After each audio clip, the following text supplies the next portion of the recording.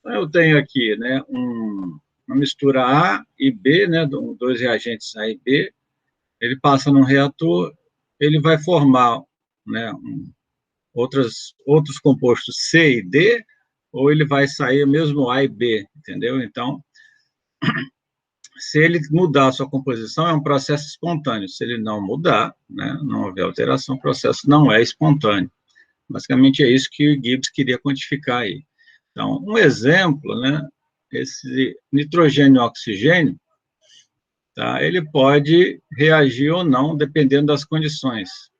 Tá? Então, se eu estou, por exemplo, na temperatura ambiente, 300 Kelvin, né, que seria 27 graus Celsius, o nitrogênio e o oxigênio existe no ar atmosférico. Né? Então, eles não reagem, eles estão em maneiras estáveis. Até a gente, quando vê a entalpia de formação, como eles estão, né, inertes, fazem parte do estado morto, né, do meio ambiente, a entalpia de formação deles é considerada zero, ou seja, eles são estáveis. Né? Agora, se eu tiver uma alta temperatura, o nitrogênio tem energia suficiente para reagir com o oxigênio e formar NO, né, os compostos NOx, né? Então, em alta temperatura, né, sabe-se que consegue se formar esse NO aí.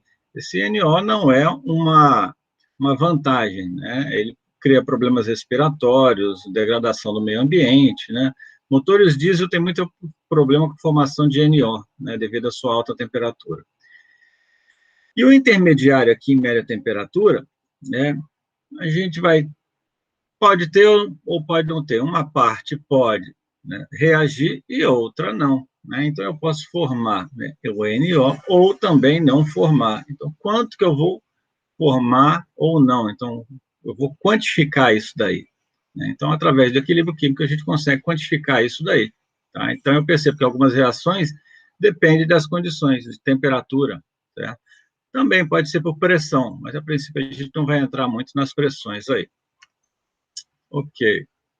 Tá, então, essa reação do nitrogênio com oxigênio vai formar o NO. Então, né, o que sabia-se? Olha, que uma reação exotérmica, né, a variação de entalpia dela é negativa. Significa, ó, os produtos finais têm um nível de energia baixo e os reagentes têm um nível de energia mais alto. E para onde foi essa diferença de energia? Essa energia foi exatamente liberada, né? Então saiu da minha câmara de combustão, por exemplo. Tá? Então, quando eu tenho uma variação de entalpia negativa, né, um processo exotérmico, ele é mais espontâneo de ocorrer. Significa que eu libero energia e essa energia pode, né, ela auxilia outras moléculas de NO de reagirem também. Tá? Então, por isso que ele é mais espontâneo aí, o exotérmico, onde libera energia. E as reações endotérmicas, né, onde eu tenho que ter o produto com um nível de energia maior do que o reagente, ou seja, eu tenho que fornecer energia para a reação, são menos espontâneas, né? Então, aqui eu tenho um reagente, ok? Então, estou vendo aqui, ó, e o produto está aqui. Então, caiu o nível de energia, então eu tenho uma variação de energia negativa, né? É um processo exotérmico aí. O que é isso daqui, ó? Em muitos casos, para uma reação ocorrer, eu preciso de uma energia de ativação. Essa energia de ativação, né, seria uma fagulha, uma centelha para iniciar o processo. Né? Um exemplo, né, por exemplo, eu posso ter gasolina, né, líquida. Então, se eu pego um fósforo e riscar na gasolina, né, se eu tiver um recipiente com gasolina, um balde com gasolina e passar o fósforo por cima, né, essa gasolina vai entrar em ignição, né? Ok, então eu tenho a gasolina evapora, né, entra em contato com a chama do fósforo, né, e começa a ignição. Ok. Agora, se eu pegar o fósforo, né, e empurrar dentro da gasolina, o que acontece? Né? Não ocorre a ignição. A energia do fósforo é absorvida pela gasolina que está no estado líquido, né, e ela não consegue entrar, né, em reação, ok?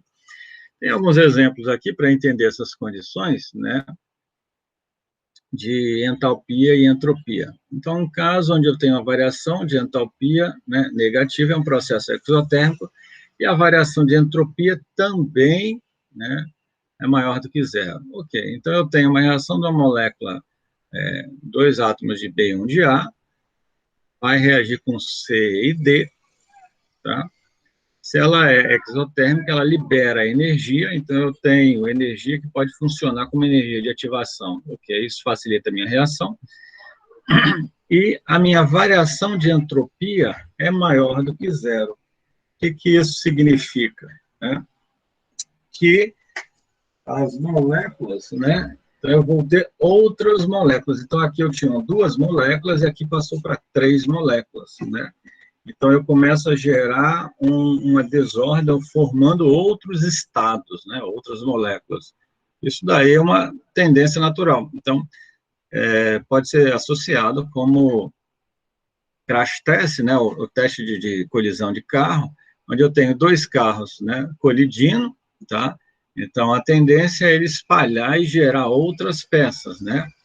Muito pouco provável, os dois carros vão bater e eles vão se unir e criar um único carro. Então, não é provável isso. Então, a tendência é sempre aumentar essa entropia para uma reação espontânea, né? Então, para entender a espontaneidade da direção, né, para qualquer temperatura, tem uma menor probabilidade das três moléculas colidirem, retornar, né, e formar as duas peças de carro, né? Já dá para perceber que é uma questão de um absurdo. E os produtos, né, as três moléculas estão num estado energético inferior a dos reagentes, então eu tenho um nível de energia menor aqui, ou seja, eu tenho energia que pode participar como energia de ativação, né? E um segundo caso, que a gente pode ver, seria uma variação de entalpia aqui, ó, negativa, ok, só que eu tenho uma variação de entropia negativa, não aumenta a entropia, tá? Então, eu tenho uma molécula que tem dois átomos, por exemplo, pode ser hidrogênio, reagindo com uma única molécula, tá? E, no final, ela vai formar uma única substância, né? Ela também, né, é exotérmica, gera energia que pode participar como energia de ativação, né? E aí eu percebo que pode ocorrer, mas tem algumas condições, né? Ele forma uma menor quantidade de estado, né? Então é o teste de colisão de carro inverso aí, né? Parte do carro se choca e gerando um carro montado, né? Isso, né, tem algumas condições para ocorrer, então seria uma baixa temperatura, né? Por que baixa temperatura? Né? A gente tem que entender que a reação química, eu tenho que haver a colisão de uma molécula com a outra para elas se unirem, né? Então, para favorecer a espontaneidade, eu tenho que ter maior e melhor tempo de contato entre as partes, por isso que a temperatura é menor. Se a temperatura estiver maior, ela tem muita energia, né, cinética se movimentando, e aí meu tempo de contato é muito curto, né? Eu tenho que ter um tempo maior para elas reagirem, né? Então, a temperatura tem que ser menor, e aí favorece essa reação, onde diminui a quantidade de estados. Então, eu tinha duas moléculas e formou uma única molécula. Eu também posso entender que, por exemplo, o efeito da pressão, são dois estados formando um só, então é interessante eu aumentar a pressão nesse tipo de reações, né?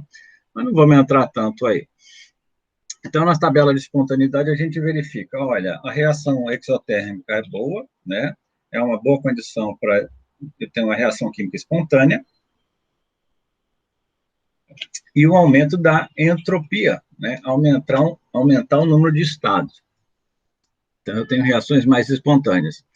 E se eu tenho uma reação exotérmica, né? Só que tem uma entropia que diminuiu, né? Ou seja, gerou menor número de estados, ela pode se ocorrer, mas a baixas temperaturas. E aqui, se eu tenho uma reação endotérmica, né, onde ela precisa de energia para ocorrer, né, e a variação de entropia aumenta, né, ela é espontânea, inverso aqui a alta temperatura, né. E o quarto caso, se eu tenho uma reação endotérmica e com a redução da entropia, ela não é espontânea. Então, para eu entender melhor aqui, né, se eu tenho água e gelo, tá? Se eu tenho gelo, né, numa temperatura relativamente alta, ela vai se transformar em água. Então, a tendência é de gelo para água em altas temperaturas. Agora, a água, para se transformar em gelo, tem que ser em baixas temperaturas, né? O que estou associando isso? O gelo, né, é uma estrutura sólida, ele tem uma entropia menor, tá? E a água é uma estrutura, né, líquida, é um estado líquido, ele tem uma entropia maior, ele tem um grau de liberdade maior das moléculas em relação aos sólidos. Tá? É essa analogia. Okay? Então, a energia livre de Gibbs foi inventada em 1883, né, por esse norte-americano, William Gibbs, né, onde desenvolveu essa medida da potencial das reações. Então, ele quer quantificar, né, se uma reação é espontânea ou não. E, a partir dela, se uma substância, né, tem um potencial nulo, significa que ela está em equilíbrio químico, não tem a tendência de ocorrer. Então, ele percebeu que, né, se eu tenho uma variação de energia de Gibbs, né, menor negativa, né, eu tenho uma reação espontânea. Então, essa esfera vai descer a ladeira aqui. Agora, com a variação livre de Gibbs, né, positiva, se não é espontâneo. E se ela é zero, ele está parado no estado de equilíbrio. Tá? Então, antigamente, falava-se que somente a entalpia e a entropia, né, eram grandezas que mediam a espontaneidade. E aí Gibbs combinou as duas, né, e fez uma outra propriedade, que é a energia livre de Gibbs. Tá? Então, a reação é espontânea quando a variação de Gibbs, né, final menos inicial, é negativa. Aí não é espontâneo se ela for positiva. E aí, combinando a entalpia com a entropia, como as unidades são diferentes, a entalpia e a entropia, aqui geralmente é quilojoule por quilograma, né, ou quilojoule quilomol, se for em base molar, e aqui é quilojoule por quilograma Kelvin, eu tenho que ter uma temperatura. Então, é a temperatura que ocorre, né, a reação e o equilíbrio. Ok? Então, né, a energia livre de Gibbs, né, ela é negativa se eu tenho reação exotérmica, né, e aumenta a entropia para qualquer temperatura, tá? E se a energia livre de Gibbs vai ser negativa se a reação exotérmica e a entropia diminui, né, para temperaturas baixas, e se a reação é endotérmica, né, aumenta a entalpia, e a entropia aumenta para temperaturas altas. E aqui, quarto caso, né, a energia livre de Gibbs é positiva, quer dizer, não é espontânea para qualquer temperatura, né? E ela vai ocorrer se eu tiver uma variação de entalpia positiva, né, e variação de entropia negativa, tá? Então, um exemplo, tá? Então, eu vou oxidar, né, o CO, monóxido de carbono, com oxigênio, para produzir o CO2, né? Então, eu estou querendo estudar a formação de CO ou a dissociação, a formação do CO2 ou a dissociação do CO. Tá? Então, um exemplo aí de um foguete, né, que eu estou queimando aqui o CO, monóxido de carbono, gerando uma energia, né, tá? E observa que eu tenho, não vou mexer muito com os efeitos da temperatura, então eu vou ter uma mesma condição de temperatura de entrada e de saída, né? Para isso eu vou liberar energia, né, que é uma reação exotérmica, ou seja, meu conteúdo energético aqui na saída, né, é menor que o da entrada, então meu conteúdo energético dos produtos é menor do que dos reagentes. Com isso eu libero energia, tá? Esse exemplo, observa, eu tenho carbono, oxigênio, CO, reagindo com 2 de oxigênio aqui, ó, tá? Ele forma uma única molécula, então eu tenho 2 estados, né, tá, ou 2 moléculas, e transformei numa única molécula do CO2 aí, tá? Sei que ela é exotérmica, libera energia, tá? Mas de 2 estados passei para um, então minha entropia, a tendência é diminuir ela, né? Então eu estou aumentando a organização aí, tá? Lembra, ele falava, ó, eu estou diminuindo a entropia, né, e aumentando a entalpia. Isso, né, tem uma condição. A condição era para temperaturas aqui, ó, né, mais baixas, né? Ok. Então, eu vou pegar, né, calcular essa energia livre de Gibbs, né? Então, a diferença de entalpia vai ser a diferença de produto menos diferença de reagente, e a variação de entropia vai ser a entropia de produtos menos reagentes aí. Beleza? Tranquilo. Então, vou fazer essas contas aí. Ah, todo mundo tem o ES aí, né? Então, é bom pegar o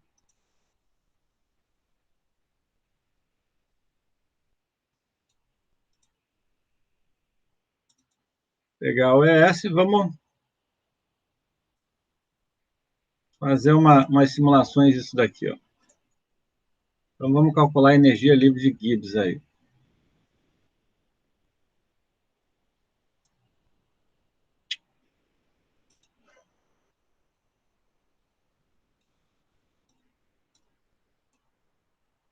É só organizar ele aqui para ficar mais fácil, né? Ok.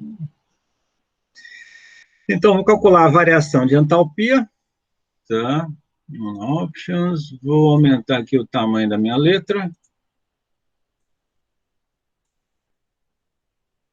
Tá? Então, quando eu ponho aqui delta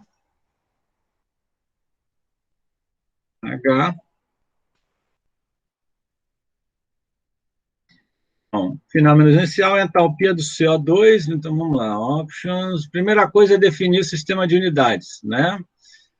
Estou trabalhando sempre em base molar aqui, ó. Então, vamos lá, base molar, temperatura, vamos botar em Kelvin, quilojoule, ok. Tá, certo. Então, vamos lá, options, função informação. Então, a entalpia dele, então, ó, vou usar CO2. Quando eu pego CO2 aqui no ES, eu lembro que ele está pegando como um gás perfeito. Eu quero a entalpia dele, vai pegar a entalpia de formação do CO2. Se eu pegar dióxido de carbono, ele vai pegar uma substância real. Então, eu tenho, né, uma molécula de CO2 que formou, né, que é o meu produto, menos agora a minha entalpia do CO, está aqui, uma molécula, e menos, quantas moléculas de oxigênio aqui?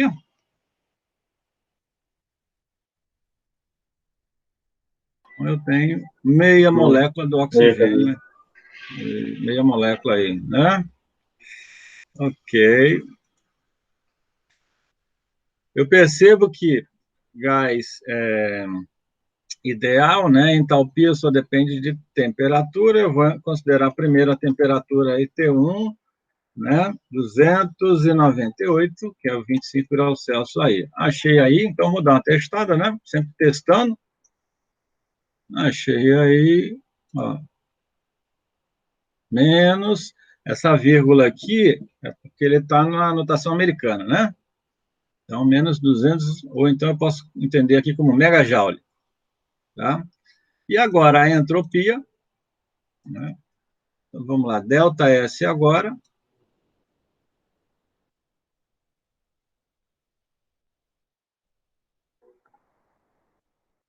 Options, função informação, vamos lá, CO.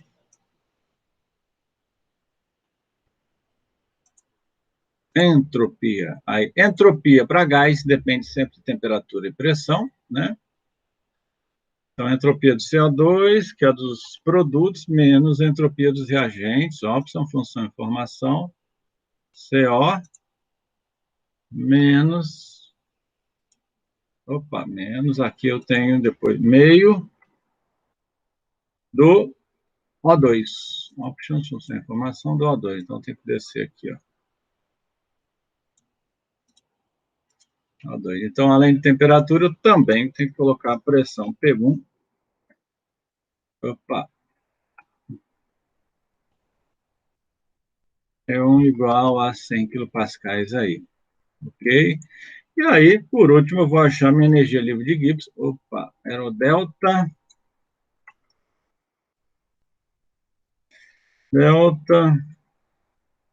G, né? Acho que,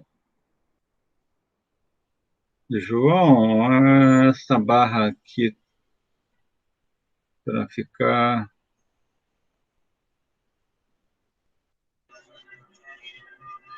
Em cima, acho que é. ΔH menos P, né? Ariana, né? Lembrando, ó, essa temperatura a gente trabalha com ela ó, em Kelvin, né? Ok. Ah, deu um erro aí. O que houve com o erro aqui? Espera aí, acho que... Ah, deu espaço aí. Pronto.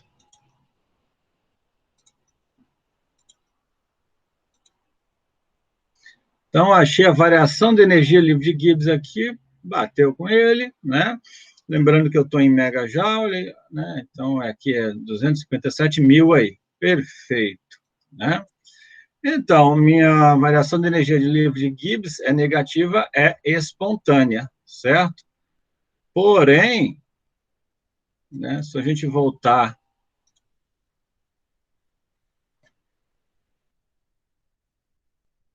aqui, né, sendo ela negativa, é espontânea. Positiva é não espontânea. Sendo ela zero, está em equilíbrio, não tem reação. É isso? Então, o que a gente pode fazer aqui? Ó? Um gráfico onde eu vou variar a minha temperatura, né? Então, ela está no negativo, é espontânea. Quando atinge zero, está em equilíbrio. Ou seja, a formação de CO, né, de reagente virar produto, está na mesma taxa que o produto vai formar reagente. Então, ele está retornando, está em equilíbrio aqui, né, eles. E a partir do momento que ele se torna positivo, eu não tenho mais formação de CO. Então, se não está formando CO, o CO2 não tem mais formação de CO2, certo? Então, o CO2 está formando CO. Alguém sabe o nome disso? Então, a gente chama de dissociação, né? Então, o CO, né, na análise exergoambiental, ele tem um impacto ambiental bem maior, né, do que o CO2, tá? Então, para fazer esse gráfico,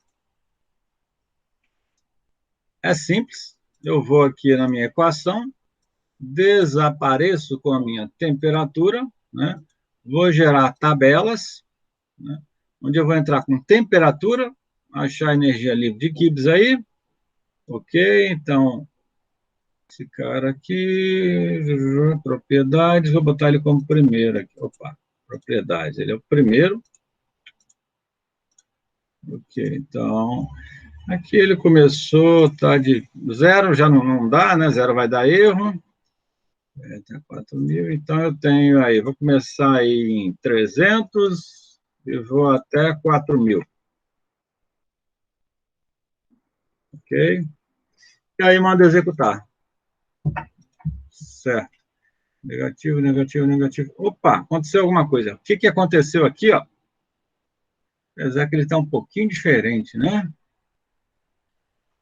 O que aconteceu? De negativo se transformou positivo a energia livre de Gibbs. O que isso está indicando?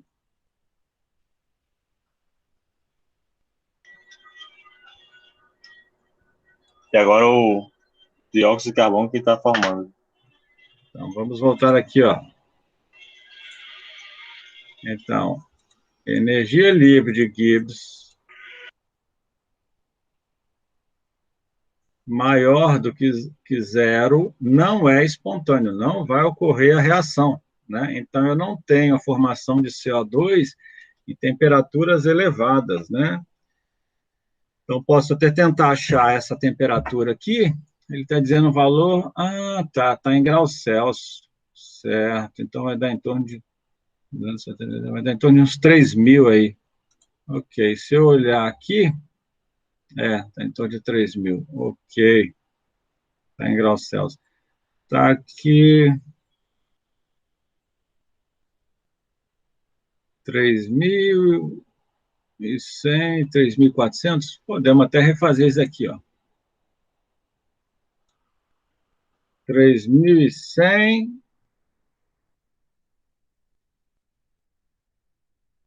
3.400 aí, vamos executar aí.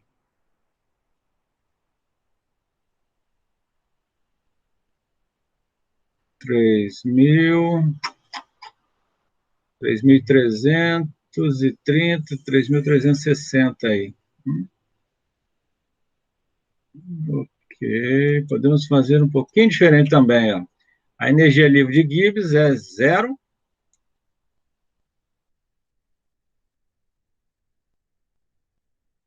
Vamos ver se ele converge. Às vezes ele convergiu. Só que aí a temperatura 2.300 Kelvin. Opa, o que eu tenho que fazer aqui? Eu tenho que começar a limitar ele, dizer, ó, não é por aí não, você está muito alto, né? Então, eu tenho que restringir ele, variável, então, T1, vou dizer, ó, o menor valor dele aí é 1.000, e o maior valor dele, 4.000. Tá? É interessante botar um chute inicial aí, 3.300. Ok? 3.339, ele está em Kelvin. Isso daí dá um pouco diferente dessa temperatura, né? Que ele achou aqui. 3.339 menos 273 vai dar 3.066 Kelvin. Ficou diferente. Vamos só ver se está tudo correto aqui nas minhas equações. Né? Então, aqui eu tenho entalpia, menos, coloquei menos do oxigênio, P1, T1, isso. Entalpia menos T0 vezes entropia, é isso mesmo. Tanto é que o primeiro ponto é legal, agora estou achando que não está batendo, não. Então, uma das aplicações da energia livre de Gibbs, né, ela verifica a espontaneidade da reação, sendo ela negativa, né, significa, olha, ela é exotérmica e aumenta a entropia, a minha reação é espontânea, né? Ok? A segunda Professor, parte agora que nós vamos ver é o próprio professor, equilíbrio químico, tá? Isso daqui eu usei mais essas duas referências do Van Valen e do Shapiro. professor,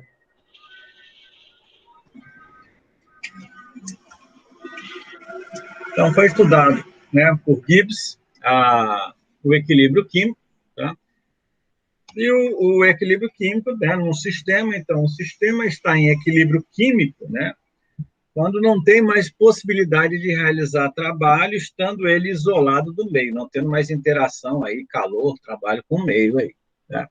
Então, é necessário aí alguns critérios, então, está em equilíbrio térmico, tá? Em equilíbrio de pressão, né, e equilíbrio de potencial químico aí, tá? Então, para um sistema isolado estar no equilíbrio, né, a entropia deve ser o máximo valor com respeito a uma variação da propriedade, tá? Então, ele pôs uma entropia aqui em função de alguma propriedade. Quando eu tenho um ponto máximo, né, um ponto mínimo, tá? Significa que ele não ultrapassa aquilo ali, ele está em equilíbrio, tá? Então, a entropia aumenta até, né, tem uma desordem até um determinado valor aí, então eu tenho que ter uma entropia máxima ali. Então, a energia livre de Gibbs, né, foi deduzida, entalpia menos T0 vezes entropia, muito parecida com a exergia, né? Então, exemplo aí, combustíveis, né, ou até metais, por exemplo, eu tenho ferro na natureza, mas, né, ele tem uma tendência de aumentar a sua entropia, ou seja, se oxidar com oxigênio, então formar aí, né, alguns óxidos de ferro, né? Então eu tenho essa tendência de aumentar a entropia dele. Então ele faz uma dedução aqui, dizendo que ele tem um poço de gás, né?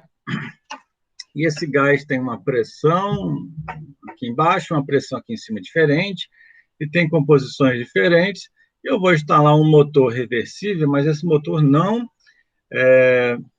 trabalha com combustão. Simplesmente ele vai trabalhar com a variação de pressão, né, e a variação de concentração aí, para produzir um trabalho. Tá? Então, essa relação aqui é o trabalho reversível. Observa que eu tenho energia cinética, energia potencial, entalpia menos T0 vezes entropia.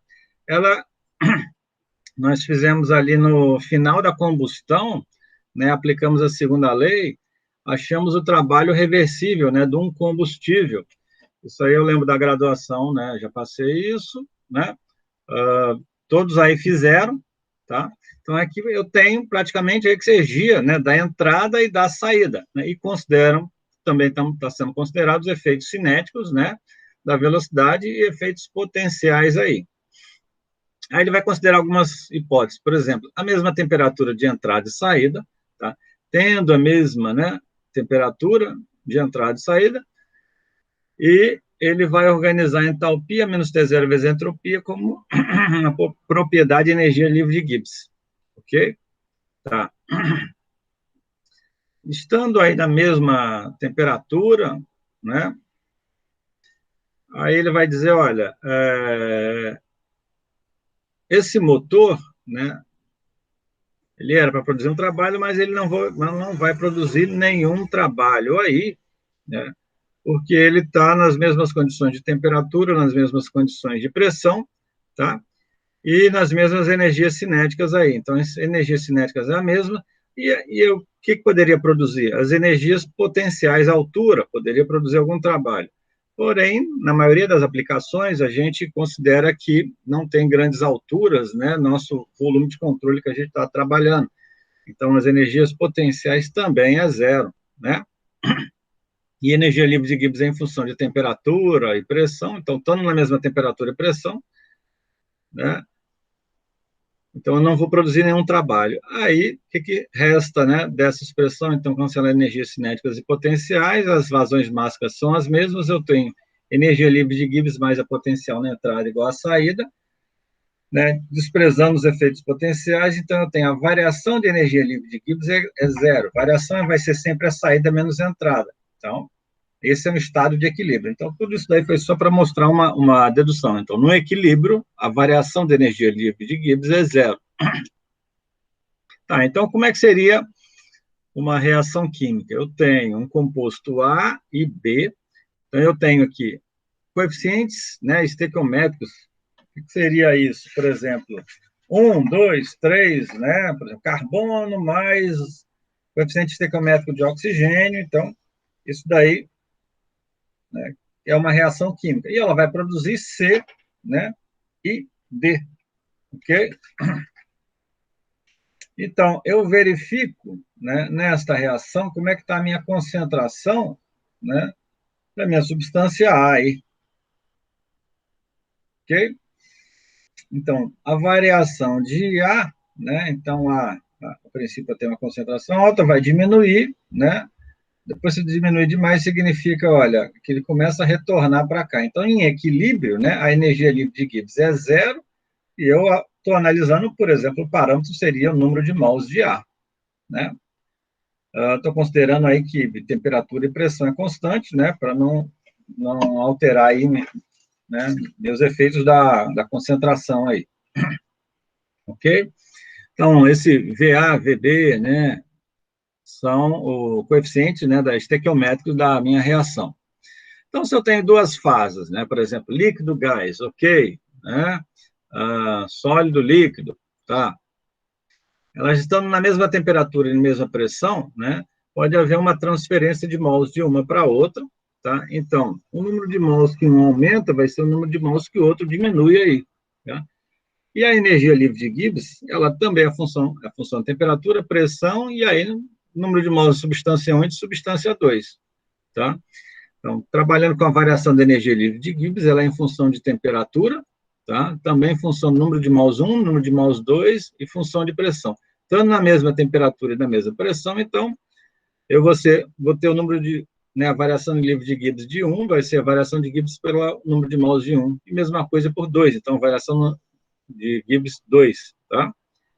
Então, substituindo isso, né, neste e nesse, então, a variação de Gibbs vai ser, né, Gibbs 1 vezes variação de número de mols de 1, mais a mesma coisa do número de mols de 2 aí, tá? Juntando, então, no equilíbrio, né, o que eu observo aqui, ó? Então, variação de Gibbs é zero, né? Então, número de Gibbs da molécula 1 é igual ao número de Gibbs da molécula 2.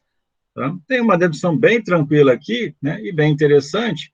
Eu tenho uma mistura de água, né, então, no estado gasoso e no estado líquido, então, tem aí um título qualquer aí, eles estão numa pressão de equilíbrio de 300 kPa. Calcule a energia livre de Gibbs, né? Então, A energia livre de Gibbs do líquido no estado 1, então, a entalpia de líquido saturado menos essa temperatura, eu vou pegar a pressão de 300 quilopascais, né, e vou pegar essa temperatura absoluta em Kelvin, né, vezes a entropia aí de líquido saturado. Achei a energia livre de Gibbs de menos 118.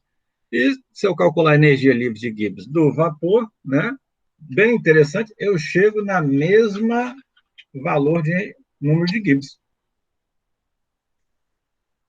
Significa que a água líquida evapora, vai, né, para o meu estado gasoso aqui, e eu tenho também, né, no meu estado gasoso, líquido que condensa e vai na minha fase líquida aqui. Então, eles estão em equilíbrio químico. Então, eu consigo determinar, né, por exemplo, se ele está em equilíbrio químico, qual vai ser a entropia aí de um ou do outro estado aí, tá? Estando eles em equilíbrio. Bem interessante, né? Vamos ver aqui um pouquinho de equilíbrio. Tá, então, eu tenho aqui um bocal, ok, né? Aqui é convergente. Como ele vai divergente, ele vai abrindo, né? Quando essa pressão vai caindo, aí ele tem uma aceleração dele, a pressão cai, a velocidade aumenta, né? A minha tendência aqui, né? Então, eu tinha aqui, por exemplo, um vapor superaquecido. Quando eu vou expandir ele, né? Ele vai começar a mudar de fase. Então, no ponto A, ele atinge, né, a pressão de mudança de fase, né, de saturação do vapor saturado aqui. Então, ele deveria mudar de fase. Porém, ele não mudou de fase, né? Só vai mudar de fase quando atingir o ponto B. Então, nessa região, eu tenho vapor. Quando ele atinge o ponto B, ele muda de fase de uma vez. Então, é chamado de choque de condensação, né? Significa, mesmo estando, né, nas mesmas condições de equilíbrio ali, ele não ocorre uma mudança, né? E quando ele muda de uma vez, né? Então, esse é o equilíbrio meta-estável. Uma das representações dele, então, eu tenho aqui o estado líquido, sólido, gasoso. Por exemplo, eu estou congelando aí água, né? Ok. Outro exemplo, cerveja, por exemplo, né? Estou congelando, estou abaixando a temperatura aí, ok, né? Aí eu pego nessa garrafa, né?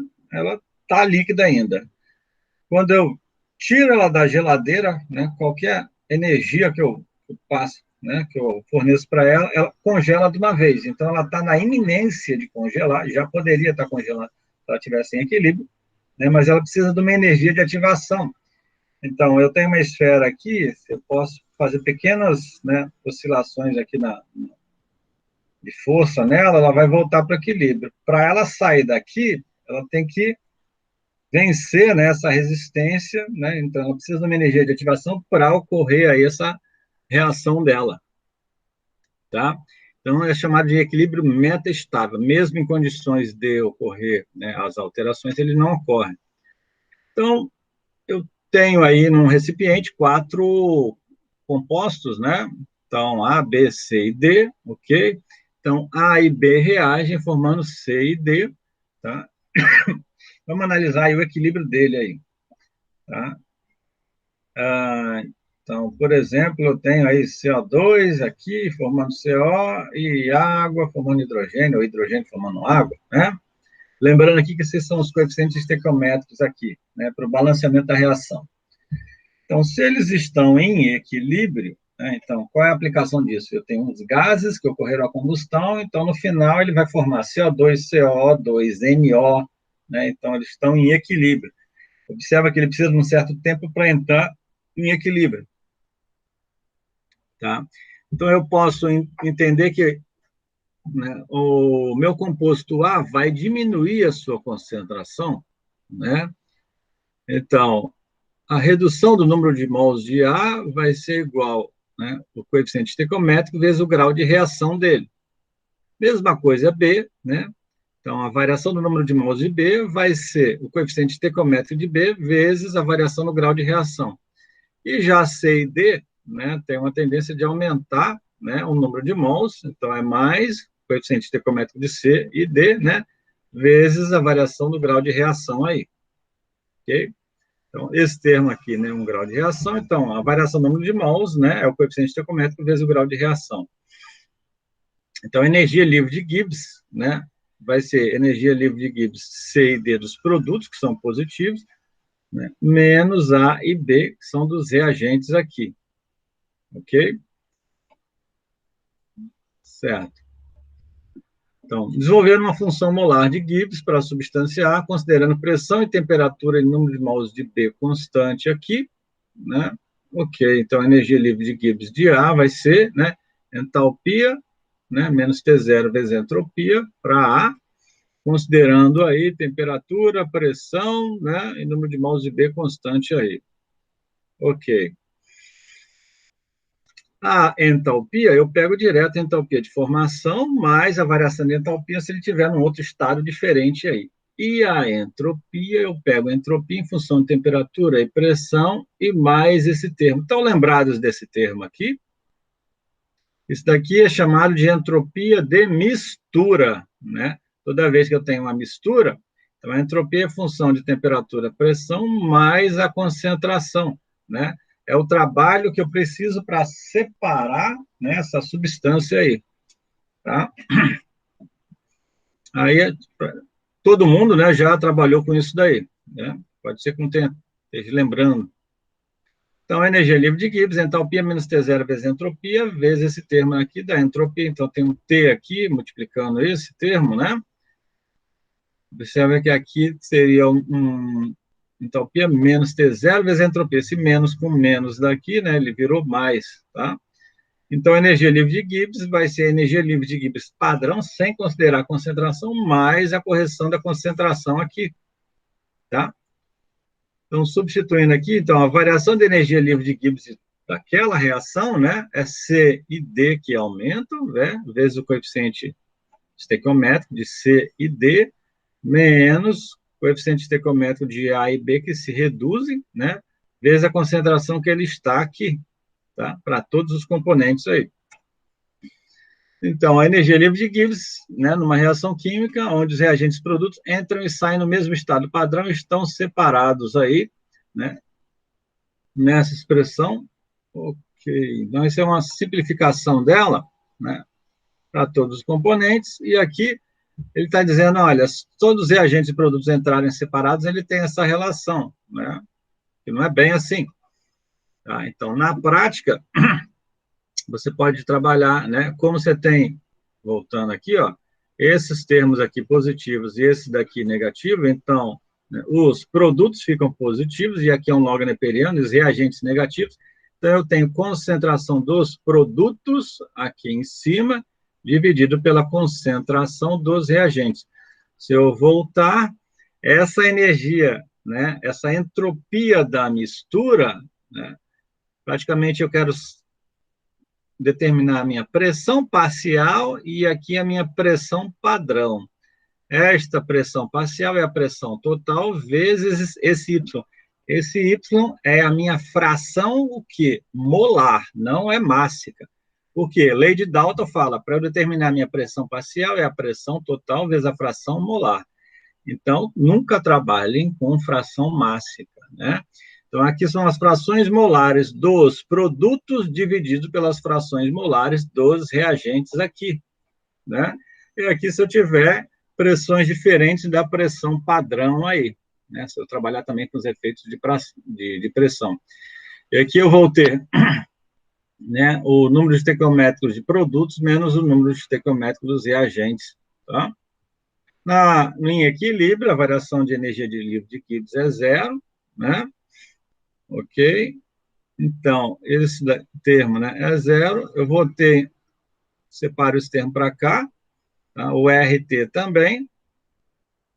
Então, eu tenho uma concentração definida dos meus produtos pela concentração dos meus reagentes. Aqui, se eu tiver efeito de pressão, logo na perda da concentração, igual a menos a variação de energia livre de Gibbs padrão. Padrão é o quê? Na pressão atmosférica e na temperatura atmosférica, dividido pelo R universal e a temperatura em Kelvin. Então, esse K aqui, né, nada mais é que a razão das concentrações dos produtos pelos reagentes, ok? Então, eu posso ter, às vezes, uma formação maior de produto, dependendo de uma temperatura ou em outra temperatura, eu tenho uma formação, né, mais de reagente, ele retorna para os reagentes. E nem a gente fez o exemplo ali, né, que era a decomposição do CO2 em CO. Né? Em altas temperaturas, eu não formava CO2, eu formava mais CO. Né? Então, dependendo das condições de temperatura, eu vou ter aí um valor de K, que nada mais é aí, né? Log K é a razão das concentrações de produtos pelos reagentes. Então, ele é uma função da temperatura para uma dada reação, né? Ok. Então, existe uma outra tabela, né? A tabela 11, que eu vou ter aí, né? O log neperiano dos Ks aí, para cada temperatura e para cada reação. Então, o que a gente viu aí, decomposição do CO2 formando CO, né? Aqui. Tá? Então, tem água formando hidroxila. O que seria interessante para a gente? Ó, formação de CO e formação de NO, né? E esse NO2, na verdade, a maior concentração que a gente vai ter é a maior formação de NO. NO2, ele precisa de oxigênio para oxidar, né? Então, preferencialmente, ele forma primeiro o NO, nas reações de combustão. Então, vamos lá. Determine a variação de energia livre de Gibbs da reação aí. Então, é a água formando, né, hidrogênio e oxigênio aí. Ok, a 2.000 Kelvin, tá? Então, ele quer a 25 e a 2.000. Ele já está dando a temperatura, então, 25 graus Celsius, né, e 2.000 Kelvin aí. Variação de energia livre de Gibbs. Variação de entalpia, produto menos reagente. Então, aqui, hidrogênio e oxigênio, menos, né, os reagentes, que é a própria água. Tá no estado gasoso aí, ele tem que definir se é gasoso, se é líquido. Achou a variação de entalpia, né? Observa que ela é positiva, né? Então, ela não é exotérmica, né? Ela não libera energia aqui, ok? E a variação de entropia, né? De produto menos reagentes, ok? Então, esse daqui eu peguei aonde esses valores, ó? A tabela A9, né? Como ele está 25 graus Celsius, a 10 também tem. Tá? Então, achei a variação de entropia. Entalpia menos T0 vezes entropia, achei energia livre de Gibbs positivo. Né? Não é uma reação espontânea na temperatura ambiente. Né? Como eu calculei a variação de energia livre de Gibbs aqui, ó, a 25 graus Celsius, né, ok, a R universal e a temperatura, né, esse termo aqui é menos 184. Ele é o próprio log neperiano de K. Né? Se eu olhar na tabela A10, né, então a 298 é menos 184, tá? Então, aqui, água, 298, menos 184, aqui, ó, a constante, log neperiano de K é menos 184, né? O que ele é? São as frações molares de produtos pelos reagentes, né? E aqui eu mudei a temperatura. Então, esse detalhe aqui, eu tinha uma entalpia de formação zero, entalpia de formação zero, né? Aqui eu tenho entalpia de formação mais variação de entalpia até 2.000 kelvins do hidrogênio. Entalpia de formação dele é zero, então só tem variação de entalpia do hidrogênio, variação de entalpia do oxigênio, menos, então, entalpia de formação da água gasosa, mais a variação de entalpia da água a 2.000 kelvin, né? Isso aí não tem grande dificuldade, não, é bem tranquilo, né? E a entropia, eu pego o valor dele direto na tabela, então a 10 não vai ter, porque ele está em 2.000 Kelvin, vou ter que pegar ela na tabela A9, né? Então, a entropia do hidrogênio, menos, mais do oxigênio, e menos da água aí, acha a variação de entropia aí, tá? Ok, então, a variação de entalpia, né? Então, entalpia menos T, que agora é 2.000, vezes a variação de entropia, né? Dano positivo não é espontâneo também aí, né? Então, se eu tirar a variação de menos a variação de entalpia sobre a RT, né, deu menos 16, se eu olhar na tabela, menos 16,299, eu consigo determinar essa variação de energia de Gibbs aqui, né?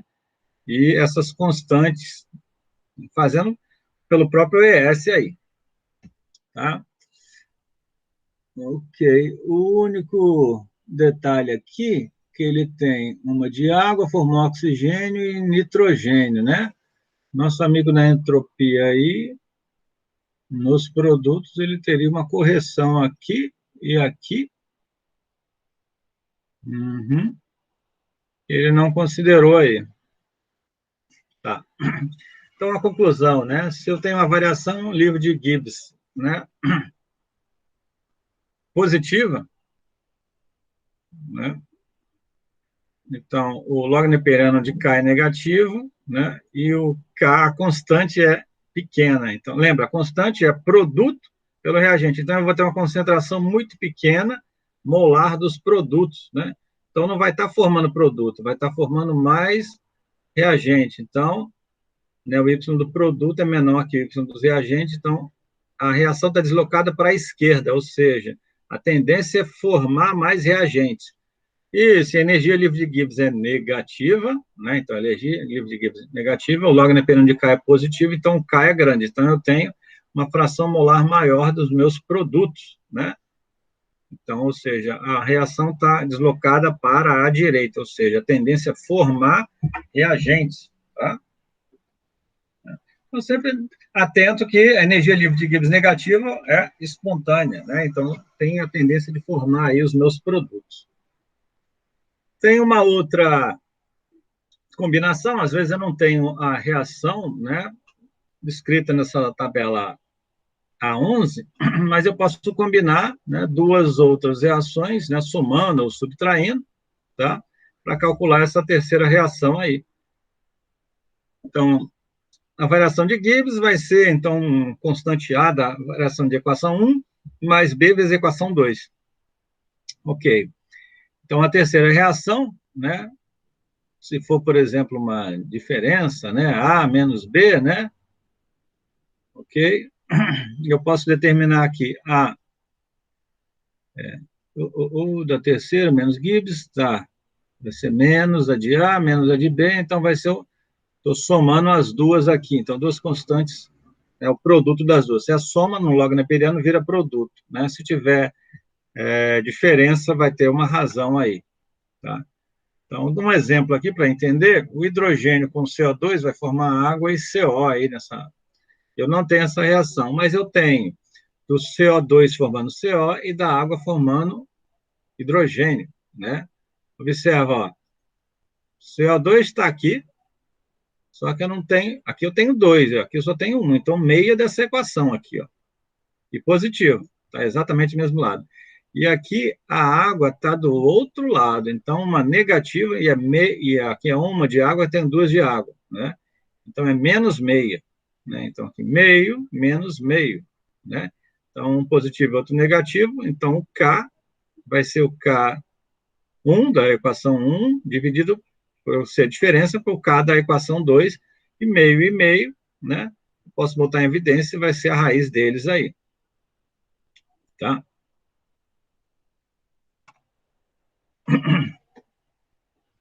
Vamos ver aí um exemplo, né? Então, 1 kmol de carbono reage em regime permanente, está no estado padrão, com 1 mol de oxigênio aí.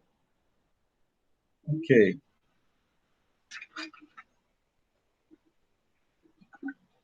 Uma aguinha. Para formar, observa, o carbono é formar CO2 numa combustão ideal completa, mas no nosso caso é real, então vai formar CO, oxigênio, né? Na prática, a formação de CO depende da mistura, do tempo de reação, temperatura. A gente está trabalhando não com esses parâmetros de mistura. A gente está dizendo, olha, a minha mistura é perfeita, mas eu tenho tempo suficiente para formar um equilíbrio nessa câmara de combustão, né? Então, eu modelo primeiro a situação ideal, todo o carbono vai formar CO2, e essa energia aqui eu posso utilizar para aquecer o CO2, né? E esse CO2 pode se dissociar formando CO, né? E liberando oxigênio também, tá? Então, eu tenho carbono com oxigênio, então, essa reação é estequiométrica, né? Todo carbono com oxigênio vai formar CO2, e esse CO2 vai ser dissociado, formando CO e oxigênio aqui. Tranquilo, né? Ele ele fala assim, ó, uma reação inicial, uma variação dele, né? Semelhante às equações que a gente fazia, era o seguinte, ó, o carbono com oxigênio vai formar CO2, mas ele pode formar CO e O2, e eu não sei quais são essas constantes, A e B, né?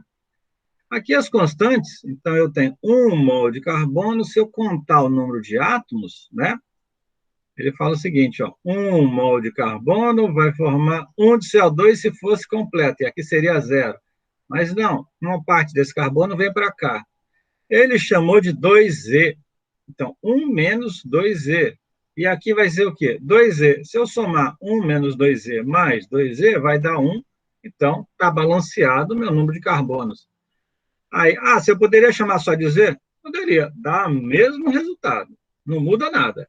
Entendeu? Mas ele chama de 2Z aqui. Tá? Mas eu posso chamar de Z. Se eu chamar aqui de Z, isso daqui vai ficar Z sobre 2. Essa é a diferença. Né? E agora eu vou balancear o meu oxigênio. Tá? Então, eu tenho 1 de oxigênio aqui. Ok. E esse 2Z aqui deveria formar CO2, então eu tenho, né, um átomo só dele aqui, ó, que vai estar saindo. Como ele é um O, e aqui é O2, então esse 2Z dividiu por 2. Então eu posso contabilizar aqui, ó, 1 vezes 2 dos reagentes igual 1 menos 2Z vezes 2, mais 2Z vezes 1, igual X. Né? Esse X vai ser igual a Z. É isso, tá? Faz o balanceamento dele. Nenhum mistério aí. Aí, eu tenho essa reação que eu não sei quanto vai formar de CO2 e CO, mas em equilíbrio químico, né, eu consigo, através da temperatura, se eu voltar, ele falou que a temperatura dele é 3.000 Kelvin, né? Saber qual vai ser as frações, a razão das frações de produto e reagentes, né? E o número de mols totais é 1 menos 2Z, mais 2Z, mais Z vai ser 1 mais Z. As frações molares dos produtos. Então, produto CO, olha ele aqui, dividido pelo número de mols totais. CO2, olha o 2Z, dividido pelo número de mols totais. E oxigênio, Z, dividido pelo número de mols totais. Ok, perfeito. Então, eu tenho aí os produtos, né? Detalhe, meu produto aqui, ó,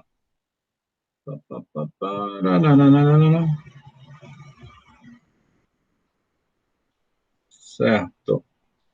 Então, vou na tabela A11, dessa formação, dissociação do CO2 aí, 3.000 Kelvin. Vou dar uma olhadinha nela aqui, então.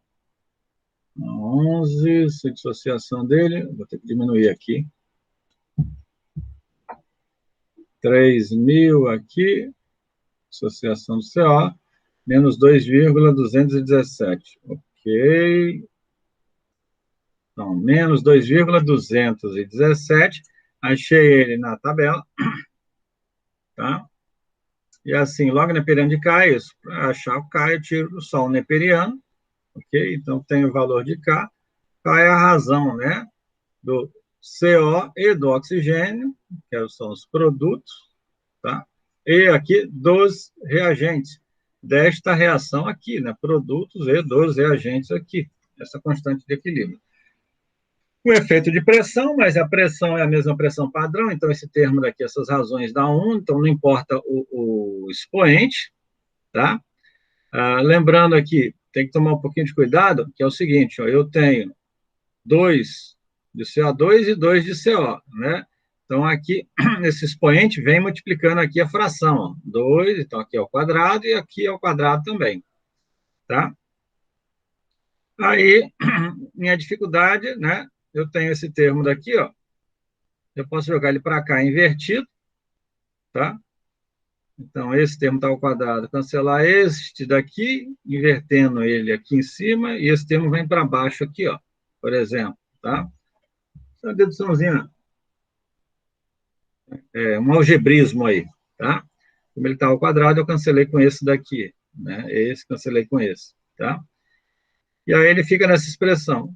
Então, eu tenho que achar qual é o valor de Z, ótimo que o ES acha isso, Agora, o detalhe, ele falou que o Z, né, tem que ser 0,5, né? Por que será isso, né? Lembra, ó, eu tenho 1 de carbono, né? Aqui, ó, eu tenho 1 de carbono, virou 1 menos 2Z e o 2Z aqui, né? Então, o 2, 1 menos 2Z aqui, né, é o meu expoente, né? Ok, então o meu Z tem que ser menor que meio, porque se ele for maior que meio, né, 1 menos um valor maior que 1 vai ficar negativo meu CO, né? Então ele não pode por essa condição aqui, né? Ele tem que ser maior do que 0, entre 0 e 1 aqui. Então, por isso que meu Z tem que ser de 0 a meio. Qualquer coisa você coloca lá no ES, ele pode achar um valor positivo ou um valor maior que meio, né? Tem que dar uma pensada em relação a isso. Aí achei o Z, tranquilo, depois que achei o Z, é só substituir nessas expressões, já eu tenho as frações. Quanto que eu tenho de CO2, CO e oxigênio em equilíbrio a 3.000 kelvins, né? E aí eu formo aí a minha reação, opa, voltando, tá? E o detalhe pergunta qual é a taxa de calor transferido, né, no processo, aí, o calor transferido, não é taxa, desculpa, é o calor. Então, o calor é a variação de entalpia, produto menos reagentes, né? Então, CO2, né, produto, CO, oxigênio, opa, deixa eu voltar aqui, peraí, quem são os produtos reagentes aí? Eu tenho CO2, CO, oxigênio, né? O carbono, a entalpia dele é 0, e o oxigênio, a entalpia dele é 0 aqui, tá? Ele entrou no estado padrão, isso. E esses daqui não, estão a 3.000 Kelvin. Então, aqui não é 0. Ok. Então, produto, CO2, então, a entalpia de formação, mais a variação de entalpia. Isso aqui é uma outra maneira de ele colocar a variação de entalpia, né? Tabela A10, tabela A9, né? E aqui a entalpia de formação, mais variação de entalpia, né? E do oxigênio, a entalpia de formação dele é 0, eu pego a variação de entalpia na tabela 9 aí. Achei que ele vai liberar para o meio, né? 121 megajoules aí, né?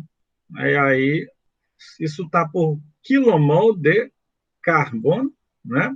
Se eu quiser achar por quilograma, eu divido pelo peso molecular, né? Lembrando isso. Um outro exemplo, e esse exemplo ele aumenta minha quantidade de oxigênio, né?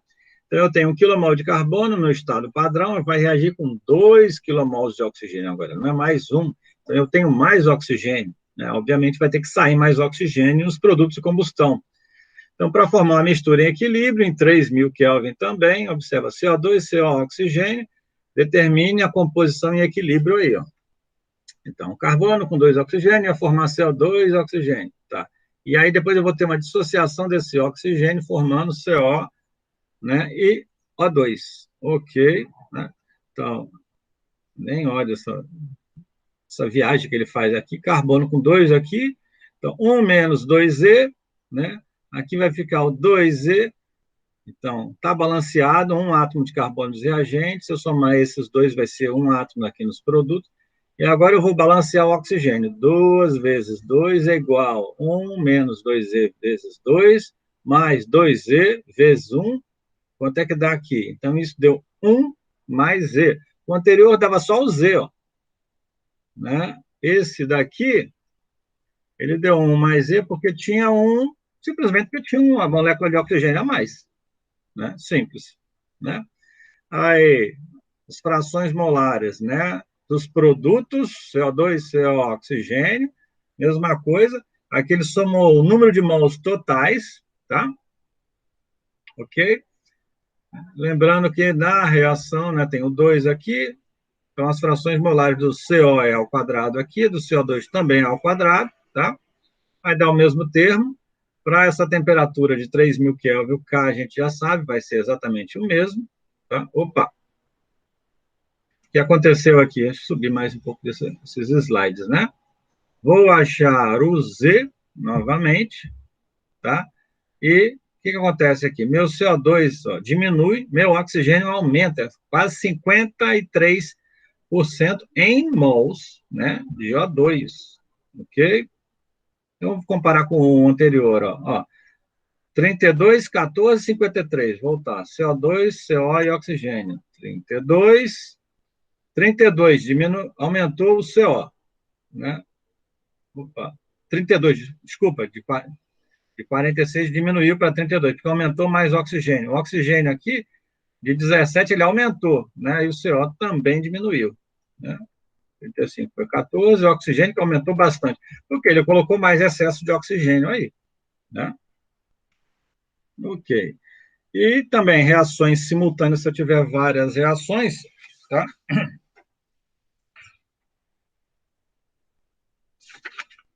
Estou. Reações simultâneas aí.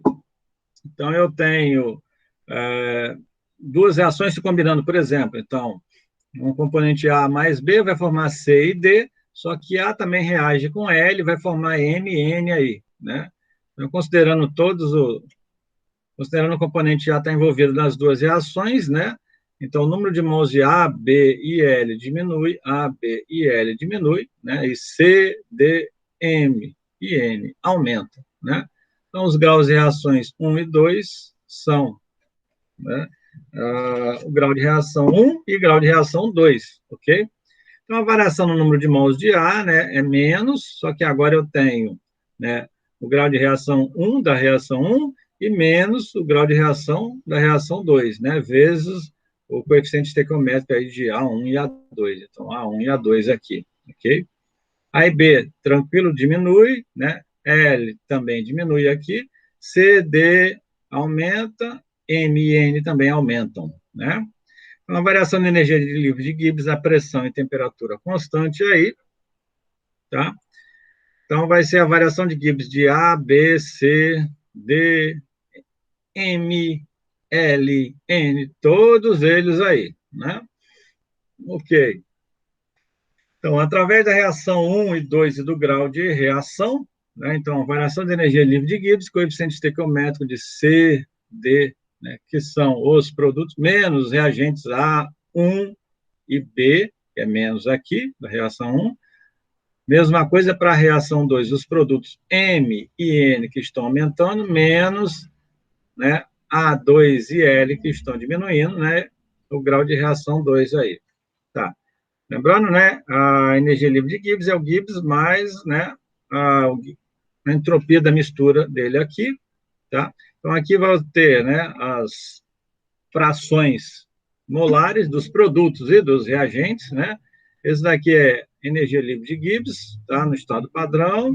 Então, o efeito da entropia aqui da mistura, mais, então, concentrações, né, dos produtos C e D, eu vejo de cara aqui, né, dividido pelos reagentes A1 e B, né, vezes o efeito da pressão, vezes a variação do grau de reação, né? Da reação 1, mesma coisa da reação 2, né? Mais RT log, né, perante das concentrações dos produtos, que é MN, pelos reagentes A1 e L aí, o efeito da pressão pelo grau de reação aí, né? No estado padrão, né? Então, não, vou ter aqui que os produtos, né?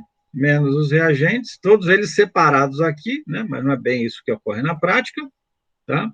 Então, está tudo misturado aí. Então, no equilíbrio, a variação de energia livre de Gibbs é zero aí. Então, a reação 1 e 2 são independentes, né? Um não precisa da outra, tá? Então, eu preciso resolver essas duas equações e o grau de reação 1 e 2 pode variar independentemente. Com isso, os termos entre os parênteses devem ser nulos, né? Ok. Então, no grau, então, esse termo é zero, tá? Então, energia livre de Gibbs é RT, tá? Fez as concentrações aqui. Então, eu vou achar essa concentração da reação A e essa concentração da reação B, né, da reação 2, desculpa, pela constante, né, que é a razão entre elas aí. Uma aplicação, observa que todas essas aplicações aí, ele te dá uma temperatura, né? Então, 1 kmol de vapor de água é aquecido em regime permanente até o estado onde a temperatura chega a 3.000 kelvins, né? Está na pressão atmosférica, determina a composição de equilíbrio da água, vai formar hidrogênio, oxigênio e OH. Então, são duas reações, né, da água formando hidrogênio, né? E da água formando hidroxila OH. Então, tem hidrogênio e hidroxila aí, duas reações. Ok? Tá. Então, chamando, né, 2A o número de mols de água que se dissocia na reação 1 e 2B o número de mols na reação 2.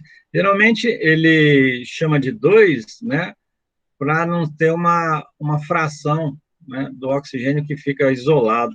Tá?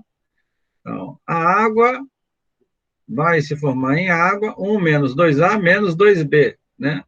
O que vai se formar? Hidroxila, né, que é a primeira reação. Tá? Vai ser o 2A, certo? E na reação, hidroxila, tá? 2A para cá, ok? E tem somente um B aqui. Vamos entender aqui.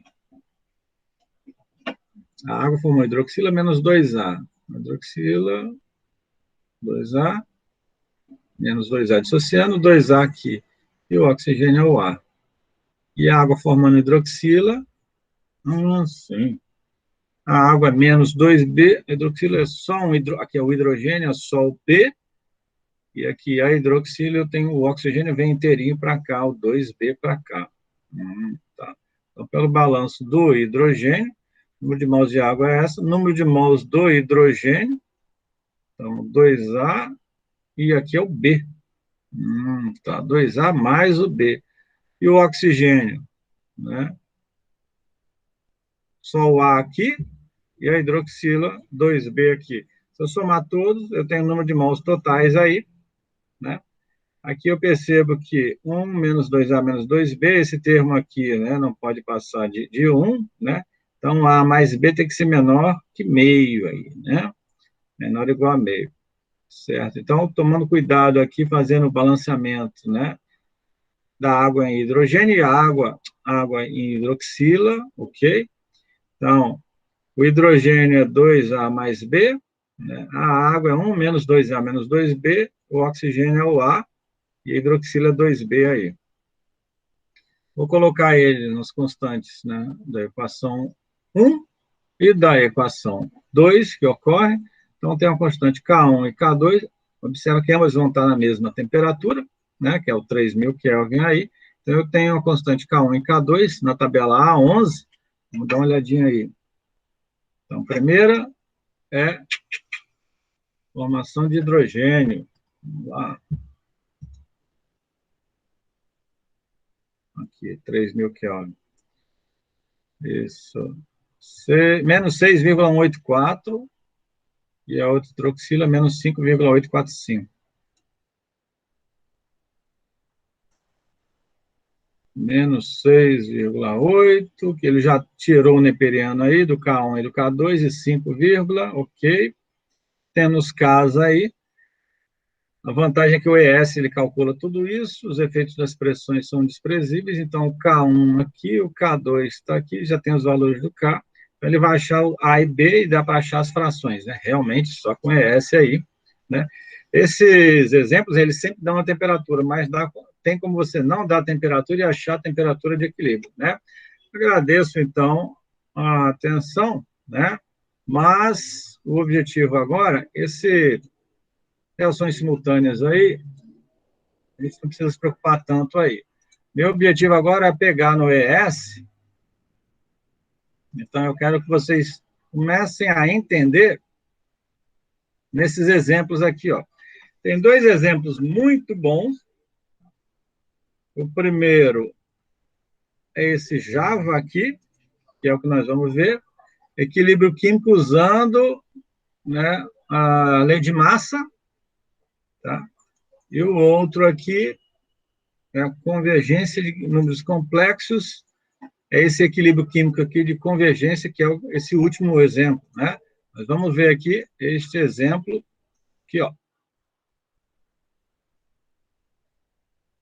Opa, sei lá como, cancelar, não salvar não.